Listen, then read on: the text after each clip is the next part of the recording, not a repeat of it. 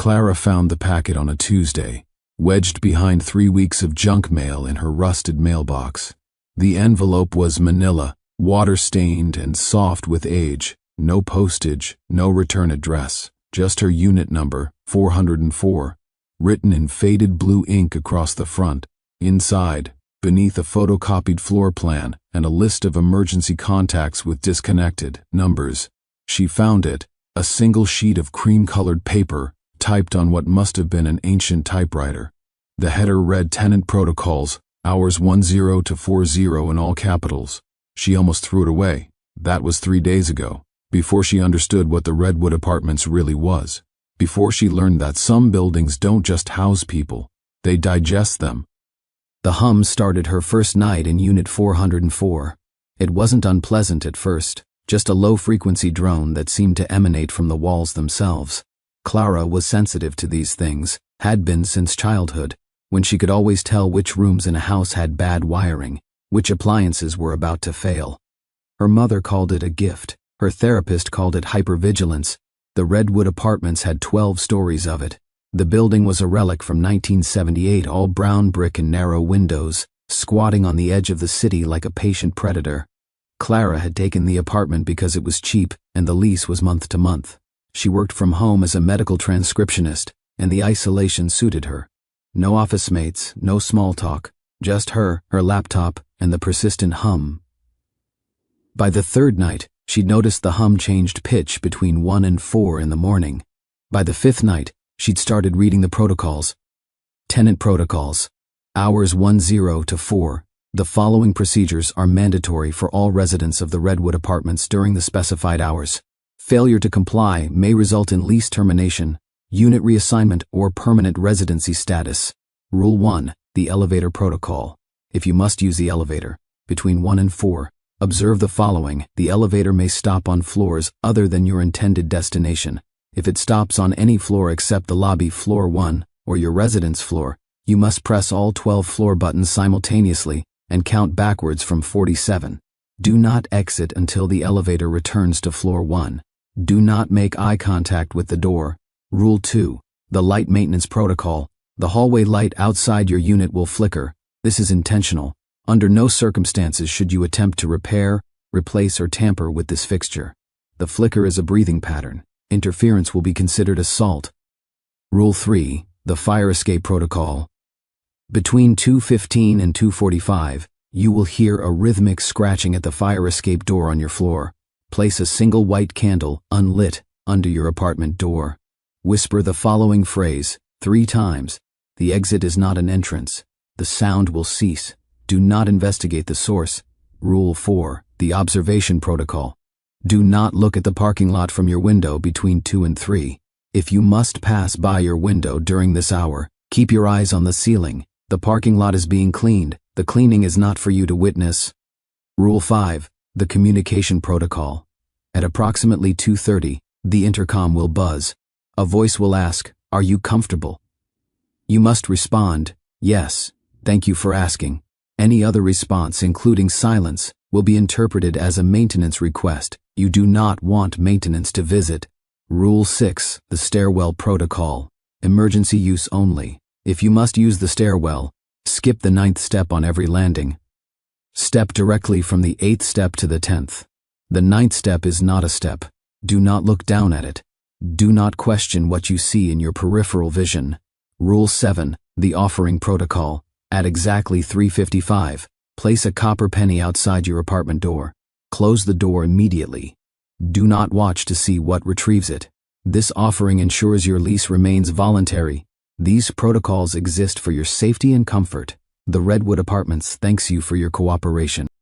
Clara read it twice that first time, sitting at her kitchen table with a cup of chamomile tea cooling in her hands. The building hummed around her like a sleeping giant. It was absurd, obviously. Someone's idea of a joke, probably. New tenant hazing. She'd heard about buildings with strange cultures, co-ops where everyone had to attend monthly meetings, communes with mandatory vegetable gardens. Maybe the Redwood had its own brand of weird.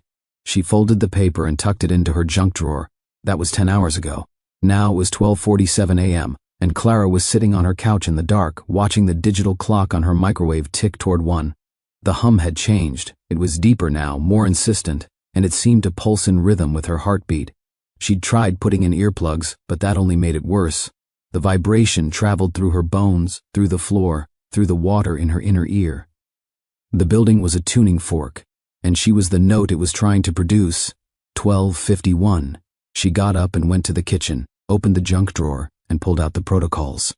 12:55. She had 3 white candles in a box under her bathroom sink, emergency supplies from her last apartment. She took one out, carried it to the front door, and set it on the floor beside her welcome mat. 12:58. The hallway light was already flickering. She could see it through the peephole, a stuttering, irregular pulse that reminded her of a struggling heartbeat. She watched it for a full minute, mesmerized by the pattern. Flutter, flutter, pause. Flutter, flutter, pause.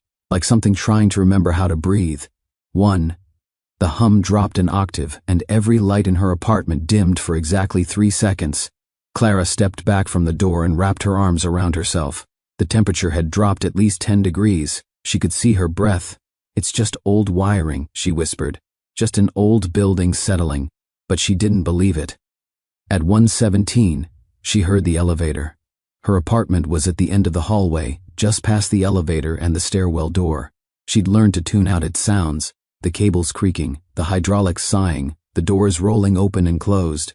But this was different. The elevator was moving, stopping, moving again, up and down, and no one was calling it. She went to her peephole and looked out. The hallway was empty.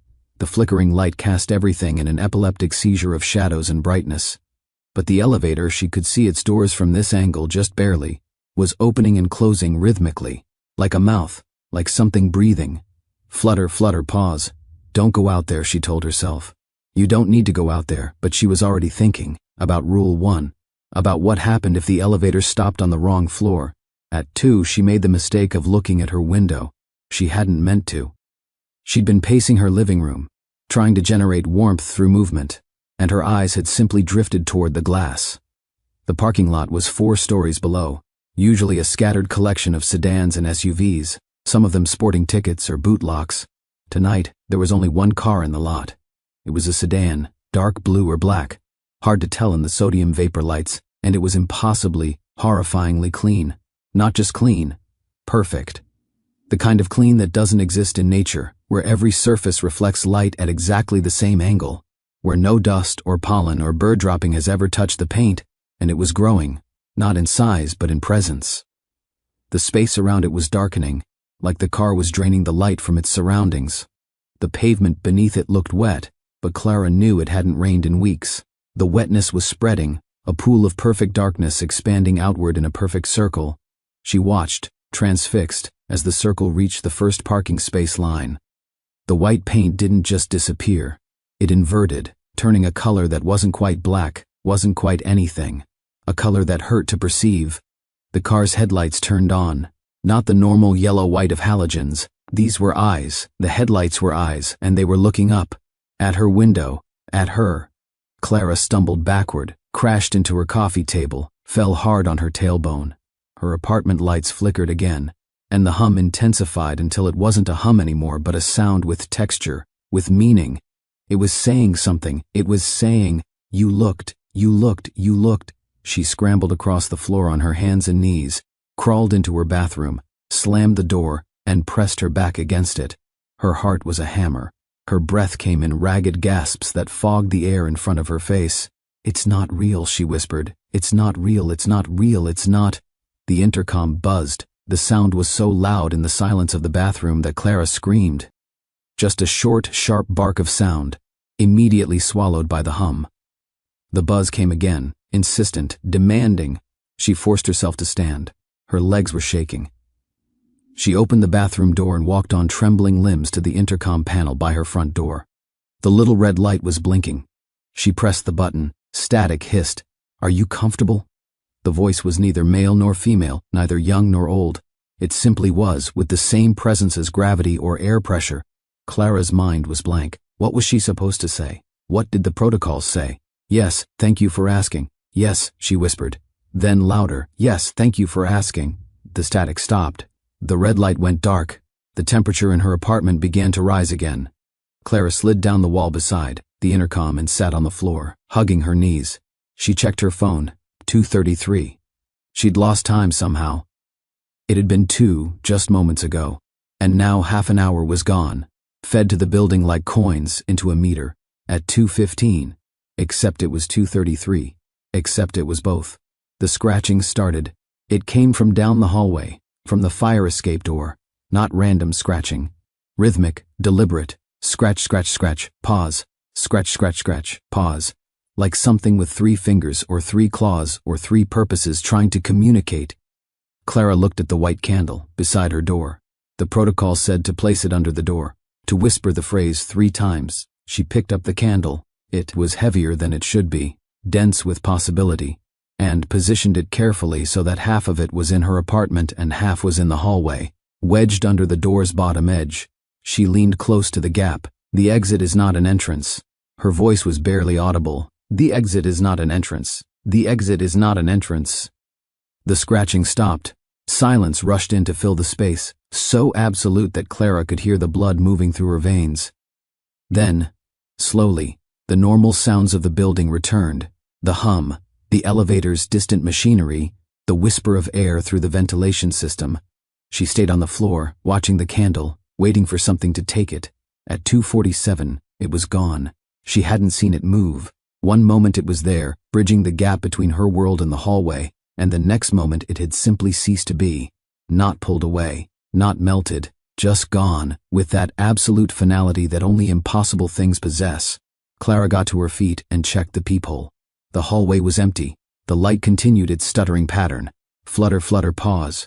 The building breathed, and Clara breathed with it, and for a moment they were synchronized. She returned to her couch and wrapped herself in a blanket. 3 hours and 13 minutes left. She could do this. She would do this. And then, at 4:01, she would start packing. At 3:12, her laptop chimed. A new email. She shouldn't have looked. She was sitting in the dark, wrapped in her blanket, trying not to think about the car in the parking lot, or the voice on the intercom, or the thing that had taken her candle. But the notification light blinked blue, and habit overcame caution. The email was from redwood-app-mgmt@gmail.com. Bject, maintenance notice NBRDD, AR tenant, and ABRO. Our records indicate you observed the parking lot during prohibited hours. While we appreciate your curiosity, we must remind you that certain building operations are not meant for tenant viewing. Please consider this a friendly warning. EDR However, since you have demonstrated interest in building management, we would like to offer you an opportunity to participate in our resident council. The council meets on the 9th floor at 3:30 a.m. Please use the stairwell. DRT is an optional invitation. Your attendance would be appreciated but is not mandatory. Yet, Esteem regards, the Redwood Management, NDRC. Ara stared at the screen until the words began to blur. The email had been sent at 3:11, 1 minute ago. The building had watched her look. The building had known. She closed her laptop and pushed it away. I'm not going, she said aloud. I'm staying right here until 4 a.m., and then I'm leaving, and you can't make me. The lights in her apartment went out. Not flickering. Not dimming. Complete, absolute darkness. The kind that exists in caves miles underground. The kind that makes you forget what the concept of light even means. Clara couldn't see her hand in front of her face. She couldn't see the window, the door, the walls. She could only feel the couch beneath her and hear the hum, which was now so loud it was shaking her teeth. Then, slowly, a new light appeared. It was coming from under her door, a sickly yellow-green glow pulsing in that same rhythm. Flutter, flutter, pause. The hallway light bleeding into her apartment like something alive and hungry. The glow grew brighter, and in its illumination, Clara could see her door, could see the handle, could see it begin to turn. No, she said it firmly, the way you'd speak to a misbehaving dog. No, I followed the rules. I did everything right. You can't come in here. The handle stopped turning. The glow began to recede. And Clara understood, with the clarity of revelation, that the rules weren't arbitrary. They were a contract, an agreement. The building would follow its rules if she followed hers. The lights came back on. Her clock read 3:42, 13 minutes until the final protocol. Clara went to her junk drawer and dug through it until she found a penny. Canadian, unfortunately, but copper was copper. She hoped the building wouldn't be a stickler for currency. At 3:54, she positioned herself by the door, penny in her sweating palm. At 3:55, she opened the door exactly 6 inches, placed the penny on the hallway floor, and pulled the door shut. She locked it, put the chain on, pressed her eye to the peephole. The penny sat there, looking small and ordinary, and impossibly significant. The hallway light was still flickering. Flutter, flutter, pause. For 5 seconds, nothing happened. Then a shadow fell across the penny. Not a shadow from any visible source. Just darkness, coalescing from the air itself, taking on dimension and weight. It flowed over the penny like water, and when it receded, the coin was gone. Clara watched as the shadow moved down the hallway, flowing like mercury, collecting at other doors. Other pennies, she realized. Other tenants, following their own protocols, feeding the building their small offerings. The shadow reached the elevator and poured itself into the crack beneath the doors. The elevator groaned, cables singing, and began to rise.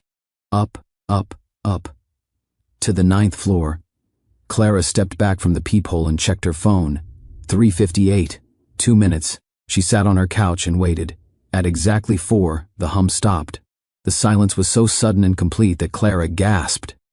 For the first time in 6 days, she couldn't hear the building, couldn't feel it in her bones. The Redwood Apartments was just an apartment building again.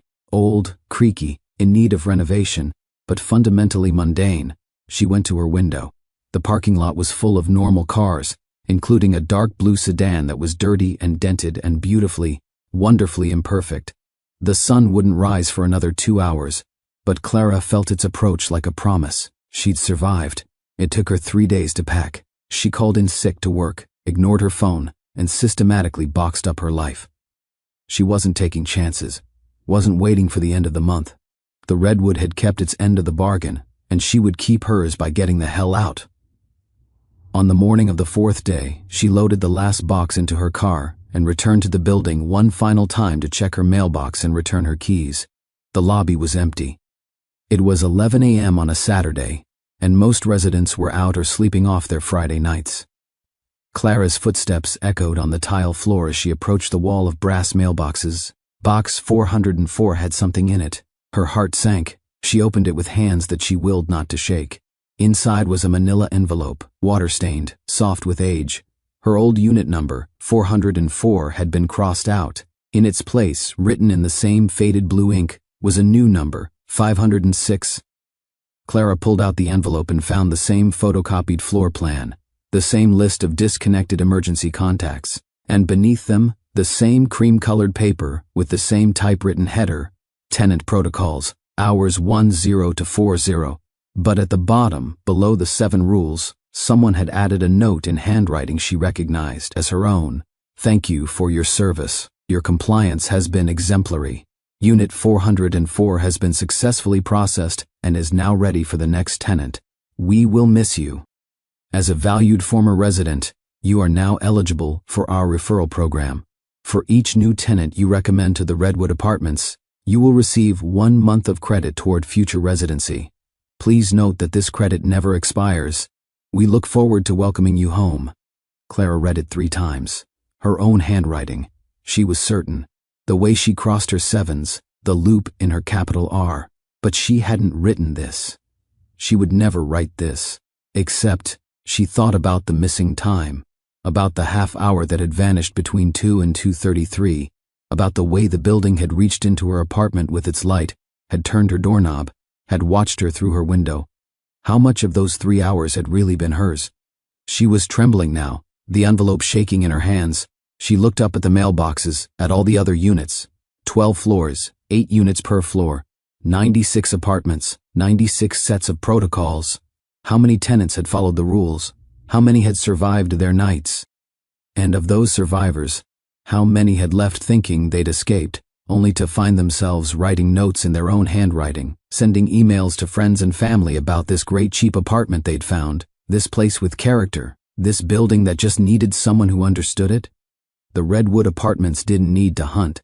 It had 96 missionaries, spreading out into the world, recruiting, bringing fresh tenants to be processed, absorbed, and released back into the wild to continue the cycle. Clara dropped the envelope. It hit the floor with a sound like a sigh. She ran, Out of the lobby, across the parking lot, to her car where all her boxes waited. She started the engine with shaking hands, threw it into reverse, and didn't look back as she peeled out onto the street. But as she reached the first stoplight, her phone buzzed. A text from an unknown number: "Drive safely. We'll see you soon." Clara looked in her rearview mirror. The Redwood Apartments was visible in the distance, all 12 stories of brown brick and narrow windows. And on the roof, barely visible in the midday sun, a figure stood. Too tall, too thin, definitely watching. She turned right instead of left, away from her planned route. Didn't matter. She would drive for as long as it took to put distance between herself and that building. She would find a new city, a new apartment, a new life. But even as she formed this plan, her hands were already reaching for her phone, opening her contacts, scrolling through friends who'd mentioned they were apartment hunting. Her cousin Sarah had just moved to the city. Sarah was looking for something affordable, something with character. "No," Clara whispered. I won't do it." Her thumbs moved across the screen, typing out a message she couldn't stop. "Hey Sarah, I just moved out of my place and wanted to give you first dibs on it. It's called the Redwood Apartments, Unit 404. Really affordable, great location. The building has some quirks, but nothing you can't handle. I can put in a good word with management if you're interested. Let me know." She hit send before she could stop herself. 3 dots appeared immediately. Sarah was typing. Clara drove on, away from the Redwood, toward whatever new life awaited her. But part of her, a part that lived in the missing 30 minutes, the part that had written that note in her own handwriting, knew the truth. She would never really leave. The building had her protocols now, her patterns, her breathing rhythm. Flutter, flutter, pause. And somewhere behind her, in a mailbox marked 506, a new envelope waited with her name on it, ready for the night she would inevitably return.